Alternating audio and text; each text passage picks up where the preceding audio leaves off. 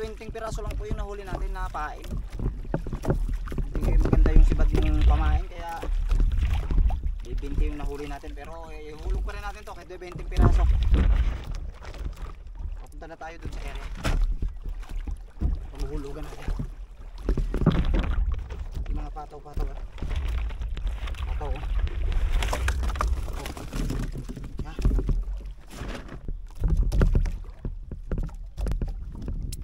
Lalaki pa ng mga pain na nakuha yan. Good luck.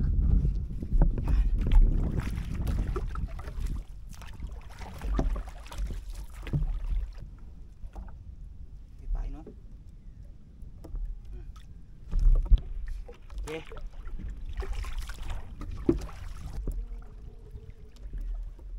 Ayo, ito. Guno. Guno airs.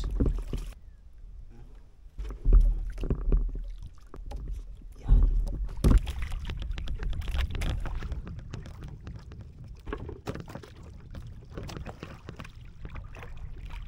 Last na pain, last na buya. Oh, ayan na. Ayun mga buya natin, nakapila papunta doon. Kaso hindi ko nabilang kung ilan ba yung nahulog natin. May natira pang isa.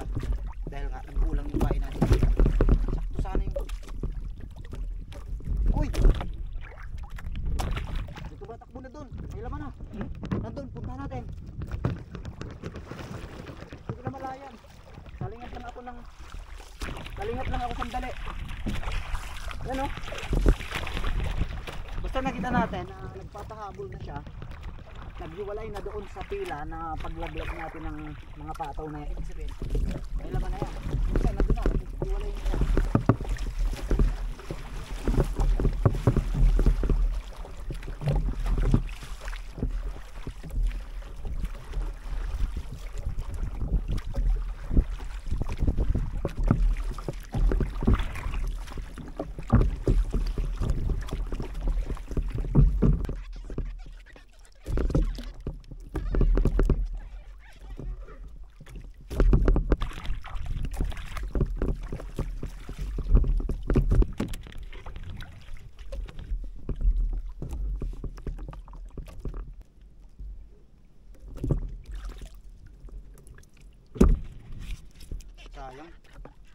Sayang, walang pain. Maganda sana ang sibad ngayong umaga ka. Kaso wala nang pamalit na pain.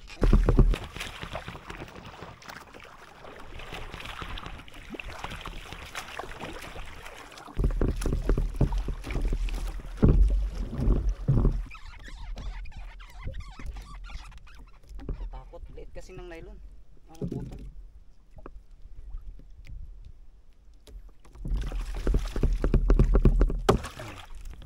Night.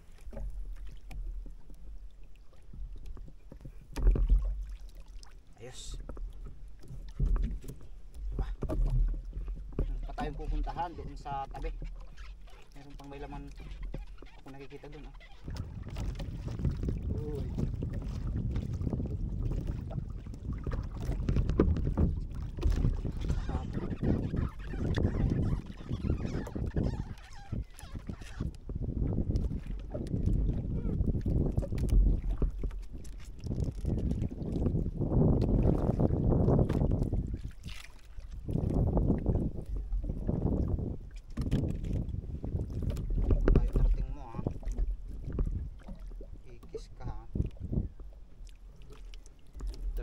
Malaki yung isa.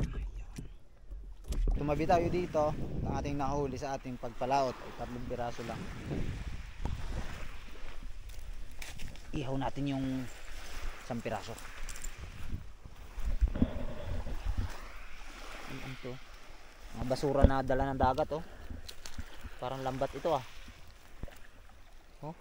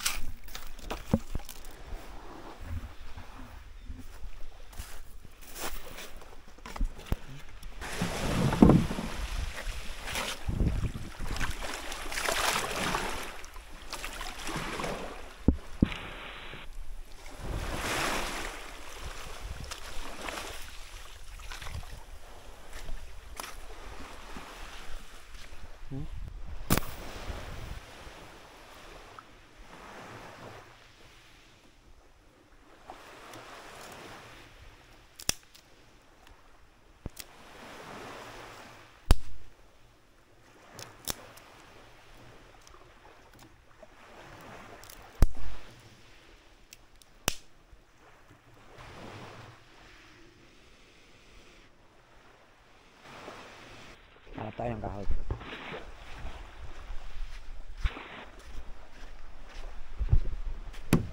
Ito pala yung bangka natin, no?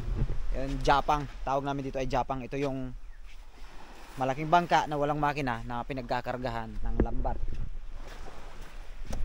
Laki oh. Di 20 yung haba ng kanyang kasko. Saka maluwang, mahaba, tapos mataas. Kakargahan natin to ng lambat na panghuli ng mga tulingan, yung mga talakitok. Malaking lambat yon. Actually matagal nang tapos yung lambat, siguro nasa 3 buwan na. Nga lang hindi pa natin nagagamit dahil itong bangka ay hindi pa natatapos. Actually matagal na itong tapos, nga lang hindi pa napipinturahan, tapos hindi pa nalalagyan ng cutting.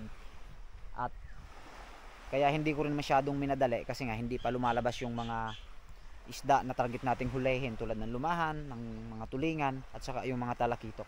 Hindi pa nila season kaya hindi rin natin masyadong minadali. Ngayon kalmada na. Nakikita namin na marami nang lumulutang na mga lumahan dyan. Kaya ginawa ko na. Halos katatapos ko lang pinturahan yon. At pagkatapos na lagyan ng katig yon, buka mamayang hapon, ikakarga na namin yung lambat na malaki na yon. Ito, ang gatong to.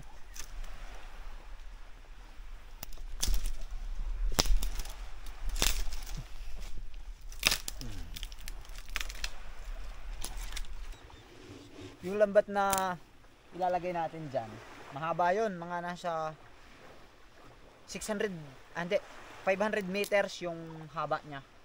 500 meters yung haba, tapos yung taas nya parang nasa dusing dipa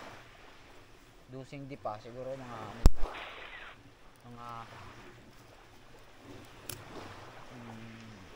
15 meters siguro yung taas. Tapos yung haba niya is 500 meters. Mahaba talaga siya. Mahaba.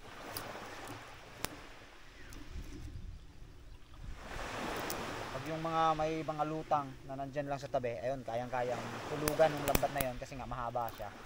Tapos mataas pa. Kaya kahit medyo malalim ihulog, mahuhuli pa rin.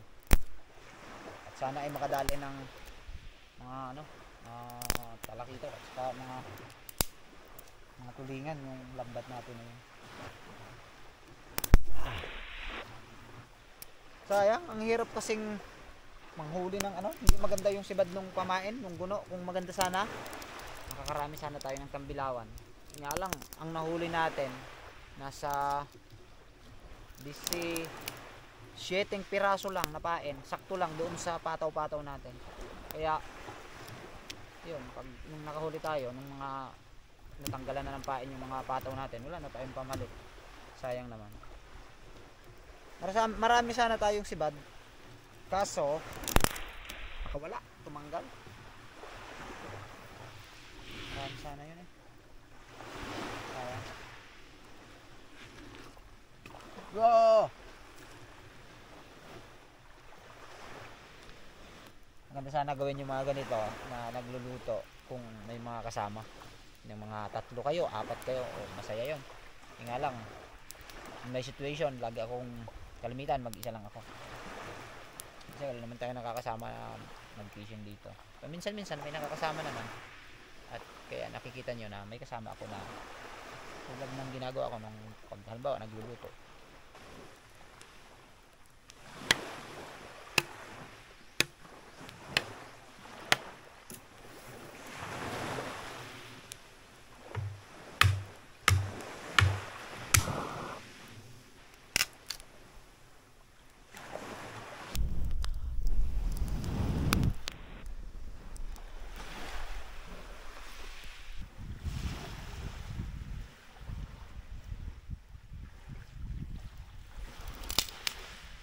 Iihaw natin yung 1 piraso, tapos yung 2 ang gusto kong gawin dyan yung bibiyakin, tapos ibababad sa suka na mayroong mga samya, tapos sabay ipiprito. Masarap kasi kung lulutuin mo siya na yung pag sinasabawan, marami siyang tinik,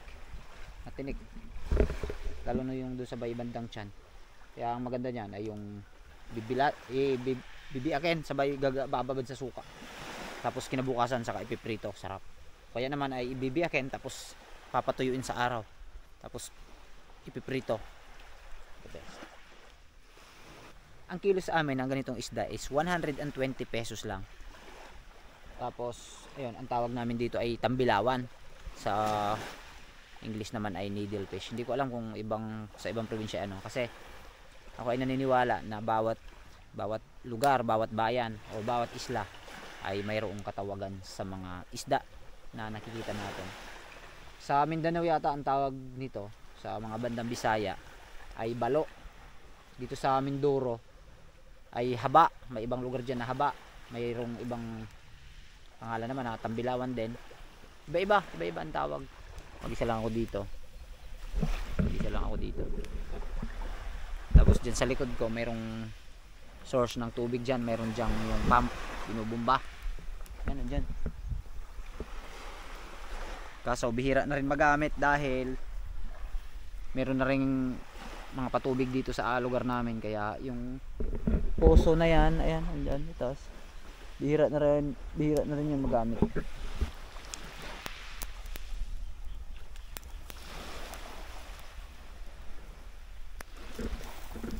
Bibiyakin ko na itong 2 piraso para pag uwi natin mamaya sa bahay, wala na tayong gagawin. Siyempre, dito bibiyakin na natin para uwi na tayo mamaya sa bahay.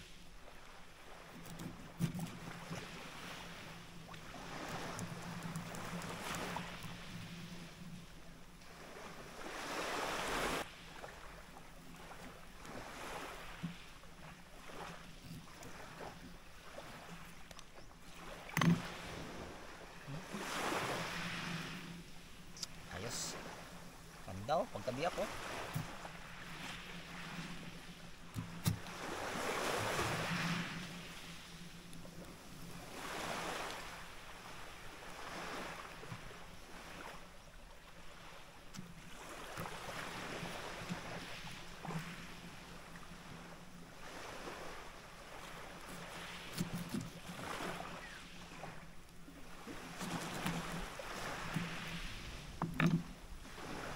Pa yung hook oil.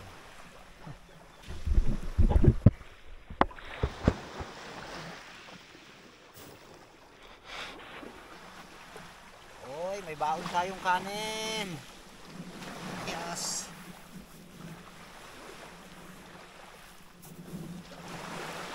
Tapos ang ating sinugba ay. Oh.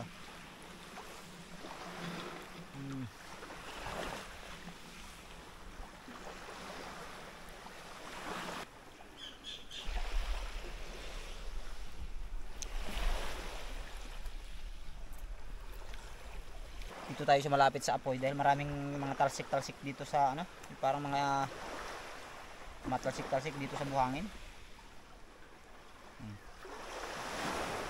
Kain tayong lahat. Tayo ay kumain at tikman na natin ang ating ops. Oh.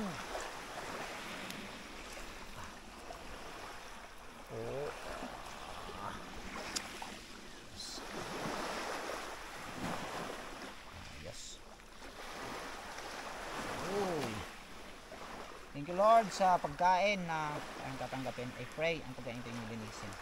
In Jesus' name I pray.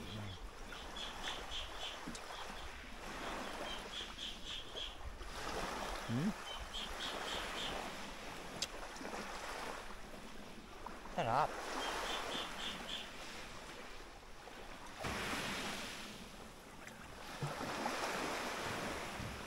At muli ay kita-kits ulit tayo sa ating mga susunod na video. Malapit ng yung high tide yung tubig taas na, ayan malapit na tayo maabot. At pagkatapos po nito, tayo po ay uuwi na. At muli ay kita-kits ulit tayo sa ating mga susunod na video. Maraming pong salamat sa inyo.